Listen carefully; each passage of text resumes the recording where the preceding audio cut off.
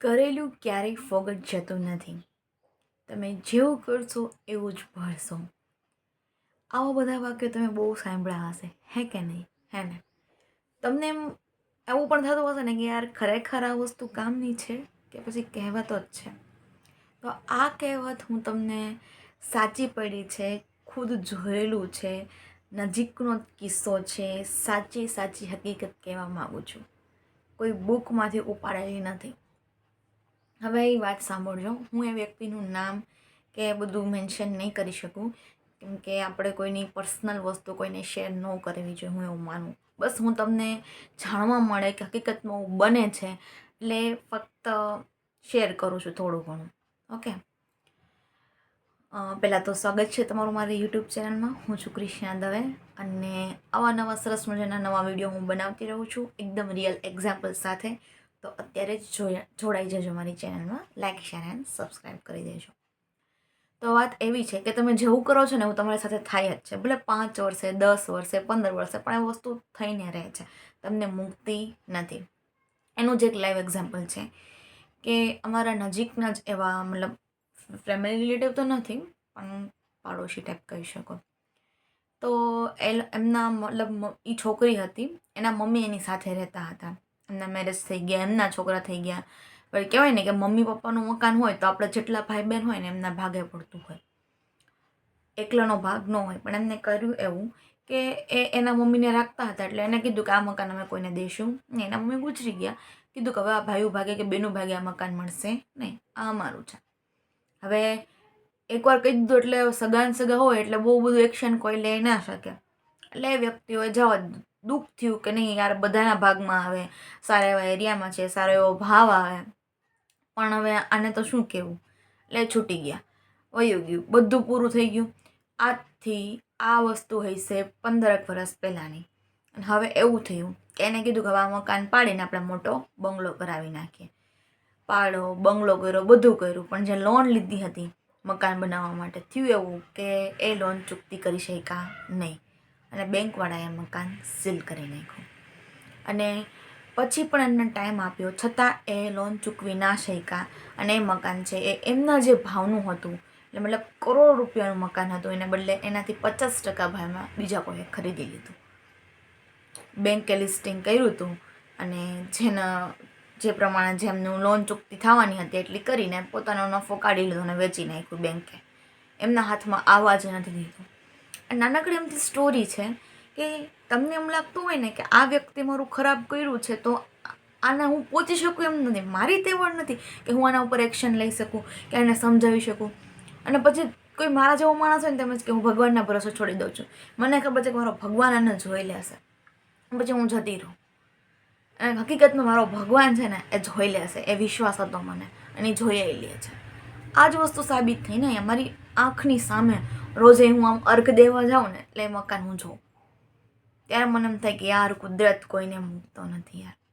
તમે જેવું કરશો એવું ભરશો, શું જ સમય. અત્યારે એમની એટલી ખરાબ હાલત થઈ ગઈ મિત્રો કે તમે વાત ના પૂછો. ઘરનું ઘર નહીં, કાર હતી, બહુ બધું સારું હતું, બધું જ વહી ગયું છે. અહીંનું અહીંયા જ છે. તમે ખોટું કરશો તો તમને ચૂકવવું તો પડશે વ્યાજ સાથે. તમારું કોઈ ખરાબ કર્યું છે ને તો તમે ફિકર ન રહ્યો યાર. એનો ટાઈમ આવશે ને ત્યારે સૂદ સમેત વ્યાજ સાથે એની પાસેથી લેવામાં આવશે. ભગવાન કોઈનું એક ટકોય નથી રાખતો. આપણે બધું કરીએ છીએ લેવડ દેવડ, આપણે લાગવગ રાખીએ છીએ, આપણા સગા છે ને આપણા પારકા છે એના માટે આપણે આ કરીએ તે કર્યું. ભગવાન નથી રાખતો એવું, એ તો બધાનો છે. સારું કામ કરશો તો પણ તમારો જ છે અને ખરાબ કામ કરશો તો પણ તમારો જ છે. હા, પણ એ એના ન્યાયમાં ક્યારેય છે ને વધારો ઘટાડો નથી કરતો. જેવું છે ને એવું જ તમને આપે છે. અને તો હું માની ગઈ છું. એક કિસ્સો નથી, હવે તો મારા પાસે ઘણા કિસ્સા છે કે ખરેખર તમારું બિલીવ વધુમાં વધુ સ્ટ્રોંગ થાય, વધુમાં વધુ તમે ટ્રસ્ટ કરો કે ખરેખર ભગવાન કોઈને નહીં મૂકે. જેટલું હેરાન કરવાની તાકાત છે મારામાં કરી લે, પણ એનો ટાઈમ આવશે ને ત્યારે ભૂક્કા કાઢી નાખશે, ભૂક્કા બોલાવી નાખશે. એટલે તમે સેડ ના થતા, તમે ચિંતા ના કરતા, એના ભરોસે રહેજો. એ કરશે ને ત્યારે જોરદાર કરશે. બસ સાચો ટાઈમિંગ આવવા દો એનો. વિશ્વાસ રાખજો, તમને આવી નવી મસ્ત ધમાકેદાર સ્ટોરી હું તમને કહીશ અને એના ઉપરથી તમને પણ ઘણું શીખવા મળશે. હું પણ શીખું છું અને તમારી જોડે શેર પણ કરું છું કે શું ખબર દુનિયામાં કેટલા બધા લોકો હશે કે જે લોકો ભગવાનના ભરોસે જ બેઠા હોય છે. કેમ કે હકીકતમાં આપણે એવા માણસો હોય છે કે આપણે કોઈ યારે દુશ્મનાવટ કરવા માનતા નથી. આપણે તો જતું કરવામાં માનીએ છીએ, આપણે તો ભગવાન ભરોસે છોડવામાં માનીએ છીએ. તો એ ભગવાન જ આપણો સાથ અને સહારો બને છે. જ્યારે કોઈ નહીં હોય ને ત્યારે મિત્રો એ તો હશે જ તે, કોઈ કામ નહીં આવે.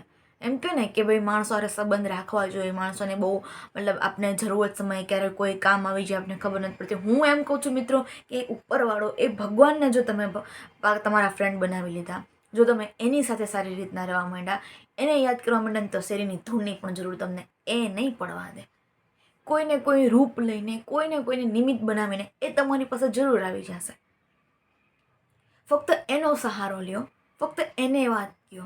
બીજા તો તમારા ઉપર હસશે, તમારી સ્થિતિનો મજાક ઉડાડશે, તમને સમજશે પણ નહીં. તમને બહારથી એમ કહેશે, એવા હાવભાવ આવશે પછી ઓ શીટ આવું થયું, ઓ બહુ ખરાબ થયું, હું તમારા માટે પ્રાર્થના કરીશ કે તમારું ભગવાન ભલું કરે. પણ હકીકતમાં એની ઈચ્છા તો કંઈક અલગ જ હોય છે, મનમાં તો એ રાજી જ થશે. આપણા ભગવાન જેટલું આપણું કોઈ સગું નથી. એક વસ્તુ વિચાર લેવાનું.